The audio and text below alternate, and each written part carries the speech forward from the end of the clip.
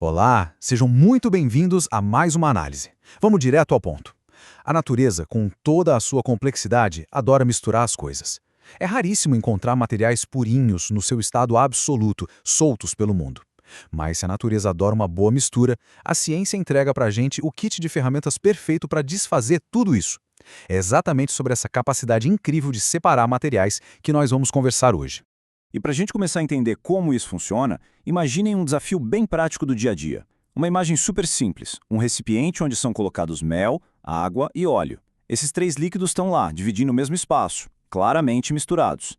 E aí bate aquela curiosidade, tem como separar isso de um jeito eficiente depois que tudo já foi para o mesmo pote? A resposta é um grande e sonoro sim. E as ferramentas para fazer isso dependem pura e simplesmente das propriedades físicas de cada material. E olha só, isso mostra de um jeito genial que a ciência não mora só dentro de um laboratório fechado. Ela está na nossa rotina. Sabe aquele cafezinho quente de manhã? Pois é, ali acontece um processo de separação mecânica clássico. A água quente extrai o que importa do pó e o filtro funciona como uma barreira física que segura a parte sólida, deixando só o líquido passar. No fundo, a gente sobrevive à base de filtração química todas as manhãs. O nosso roteiro de hoje é bem direto, vamos ver a natureza das misturas, passar pelos processos do cotidiano, separar sólido de sólido, explorar o poder da densidade, ver truques com magnetismo e dissolução e, por fim, separar sólidos e líquidos. Parte 1. A natureza das misturas. Do que o nosso mundo é feito. Para construir a nossa base, o primeiro passo é olhar ao redor e aceitar uma realidade fundamental. Na natureza, a grande maioria dos materiais são misturas. Seja o ar que a gente respira, a água do mar ou a terra sob os nossos pés, tudo é cercado de combinações químicas. Por causa disso, ter a habilidade de separar e isolar substâncias puras dessas misturas é literalmente uma necessidade básica de sobrevivência e de evolução tecnológica. Parte 2. Processos do cotidiano. Todos nós somos químicos. Muitas vezes, quando a gente ouve falar em separação química, logo vem à cabeça jalecos brancos e tubos de ensaio, né? Mas pense em coisas super comuns. Coar o café, catar pedrinhas no feijão antes de ir para a panela, peneirar a areia numa obra ou até descascar um amendoim. Tudo isso é separação mecânica e física. A humanidade faz isso de forma intuitiva há séculos. Esses nomes complicados dos livros são só rótulos chiques para tarefas que a gente já domina desde o início da civilização. Parte 3. Separando sólido de sólido. Ferramentas de tamanho e massa. Entrando na nossa primeira categoria de ferramentas, o método mais básico de todos é a catação. É um processo bem rudimentar, usado para separar sólidos, e depende de uma regra muito simples. Os componentes da mistura precisam ter características visuais bem diferentes, tipo cor ou tamanho, para a gente bater o olho e já saber o que precisa ser separado do resto. E o mais legal aqui é que a tecnologia da catação é a mais simples possível. A gente usa literalmente os próprios dedos ou, no máximo, a ajuda de instrumentos super básicos, tipo uma pinça. É uma separação totalmente visual e manual, que funciona super bem para quantidades pequenas. Agora, e quando o volume é gigante, tipo na agricultura? Na colheita do café, por exemplo, entra em cena a ventilação, que o pessoal também chama de abanação. A sacada física aqui é a diferença de massa. Quando se joga os grãos e as cascas para cima, a corrente de ar é seletiva. A parte que tem menos massa, ou seja, as folhas e cascas, é simplesmente arrastada pelo vento. Já os grãos, que são mais pesados, caem de volta na peneira direitinho. Falando em peneira, temos a peneiração, ou tamização. Imagina só preparar uma farinha. A gente aproveita a diferença de tamanho dos grãos. O material passa por uma malha estruturada e os grãos maiores ficam presos ali na barreira física, enquanto as partículas miúdas passam direto. É um filtro baseado totalmente no tamanho das coisas.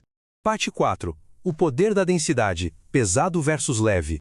Mas e aí, o que a gente faz quando só o tamanho e a massa não dão conta do recado? Tem uma técnica sensacional para resolver isso chamada levigação. Sabe aquela imagem clássica do garimpo de ouro usando a bateia na beira do rio? Então, isso usa uma propriedade física super elegante, a densidade. A ideia é separar os sólidos passando uma corrente de água por eles. Como o ouro é muito, mas muito mais denso que a areia e as pedras, ele afunda rápido e fica no fundo da bateia, enquanto o resto, mais levinho, vai sendo lavado pela água.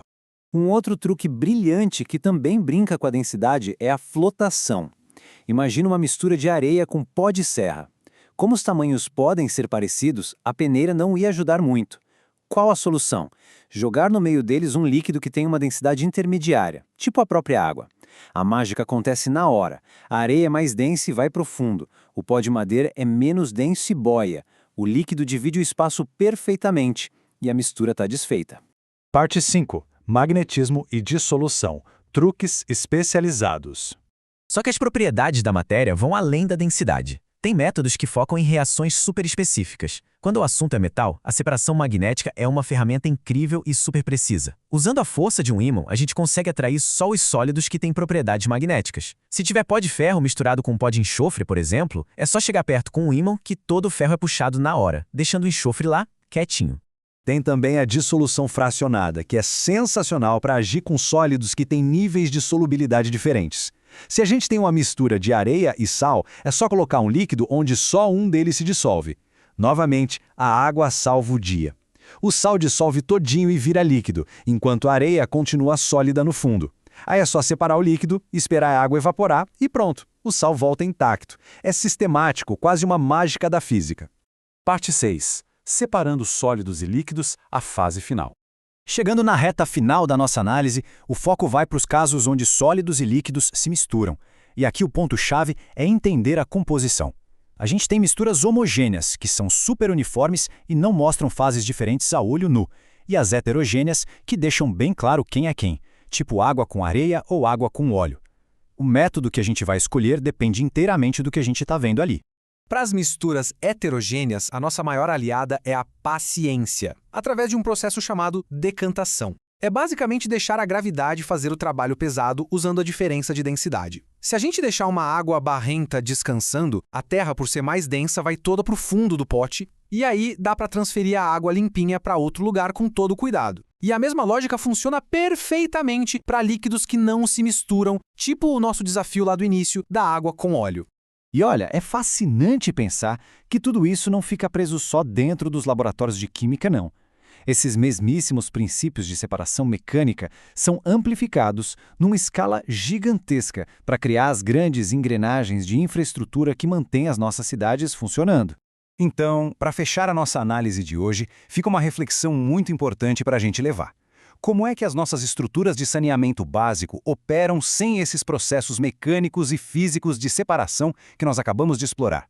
Eles são literalmente o coração das estações de tratamento de água.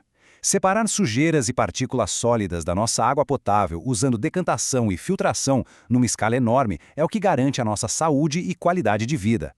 Cada técnica microscópica, cada separação manual lá do passado, construiu o conhecimento que salva milhares de vidas todos os dias. Então, da próxima vez que abrir a torneira de casa e a água sair limpinha, vale a pena lembrar desse verdadeiro kit de ferramentas da natureza, trabalhando pesado e silenciosamente nos bastidores.